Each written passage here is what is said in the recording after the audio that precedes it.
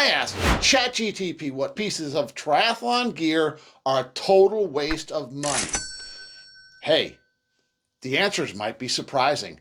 They surprised me. What? Did I agree or did I disagree? Well, we're going to take a look down all of the items that the smartest AI in the world said was a waste of money. Give me a comment down below. Let me know which ones you agree with, disagree with. We're going to bring everyone else some really great information. Carbon-plated running shoes. ChatGPT says they're designed for elite runners with very specific biomechanics. For the average age grouper, especially the beginner, the benefits don't outweigh the cost. What's my take? Well, I've been running with Hoka carbon running shoes for several years, and to be honest with you, they're wore out after very few races. I only got about 77 miles out of these shoes at a very high cost. And all it did for me is leave me with a very weird feeling in my shoes that I didn't really care for, and stiff calves. So my take on it is, no, for the average age groupers, don't spend the money. Aerodynamic helmet. Well, what does ChatGPT say? They improve aerodynamics, but compromise in ventilation, causing discomfort in hot conditions. What's my take on it? It depends on how well the helmet fits you in your aero position and how fast you ride. The benefits get better the faster you ride. But modern aero helmets do offer cooling effects and cooling airflow that have been designed into the helmet. The number one best upgrade you can make aerodynamically, bar none, is an aero helmet. So I have to totally disagree with ChatGPT. I advise all my athletes to get an aero helmet. Aerodynamic rear disc wheels. What does ChatGPT say about those? Well, they offer aero advantages, but are challenging in crosswinds and in some races just aren't allowed.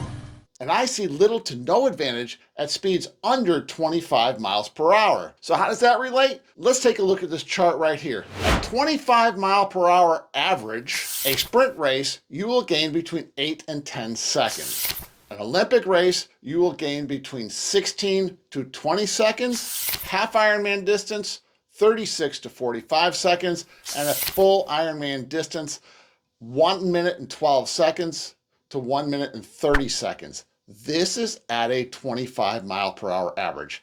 That's mid-pack pro. When it comes to price, this is where you have to really weigh out your advantage versus disadvantage. Is that small amount of time worth the $1,800 to $3,000 for a disc wheel? I have to say, I agree with ChatGPT that a disc wheel is not worth the money.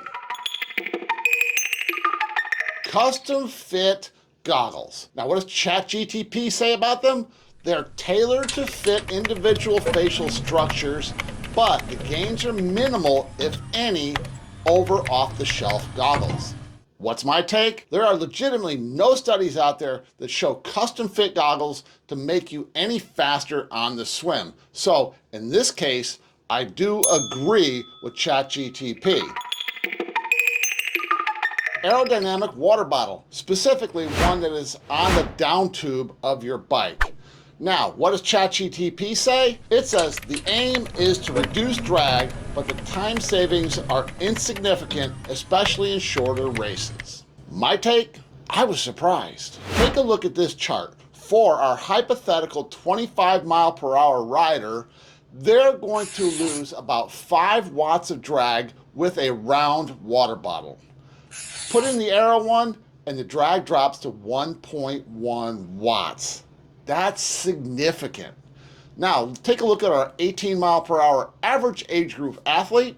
They're going to lose about 2.1 watts with the round bottle and only half a watt with the Aero bottle. That's eye-opening to me. I have to totally disagree with ChatGPT here and say I'm going to be adding one of these to my bike very, very soon.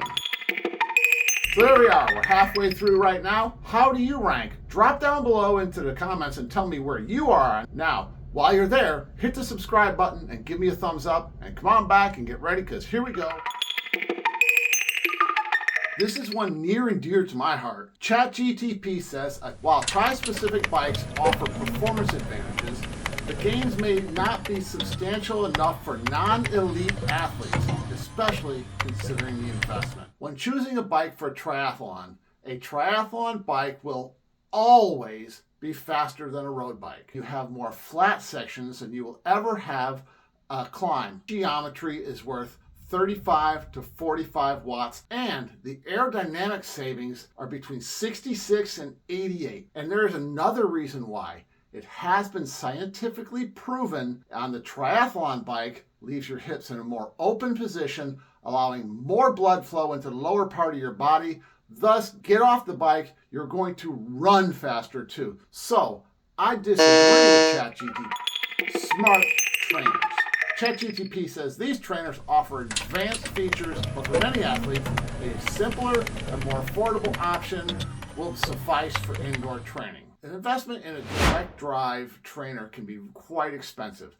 These run at a minimum of around $500 and go up to $1,500 and up. You can get a wheel-on trainer for about $199 in the land of the kicker snap. Then there's about a $15 a month subscription fee to a training platform like Zwift or Rovi. And you can either use your existing laptop, tablet, or phone to make the connection to control the unit. You get a quality workout each and every time you jump into that virtual world. So, with that said, I thoroughly and completely disagree with ChatGPT here. Other than your bike, this might be the most important thing that you have for training.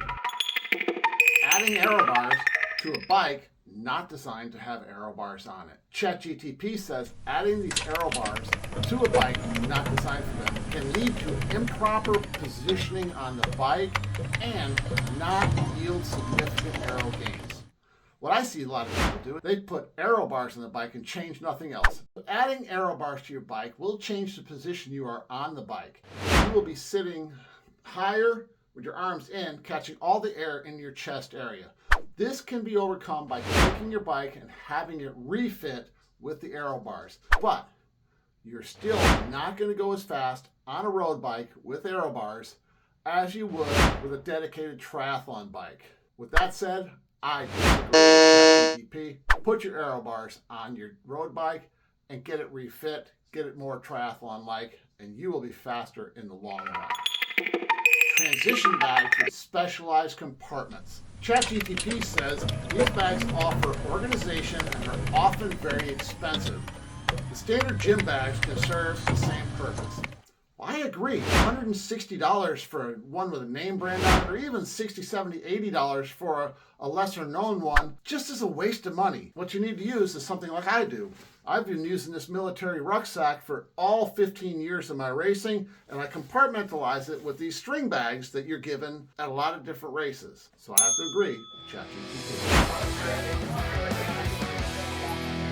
Investing in gear should be done by individual needs, race goals, and especially your budget. If you want to get faster, prioritize training, nutrition, and recovery will yield you more improvement than buying any equipment. If you want to learn how to do it, take a look at this video right here. This is my free triathlon training course, and down below that is a video of mine that YouTube thinks is just right for you. How did you do? Drop down below, leave me a comment. This is Coach John.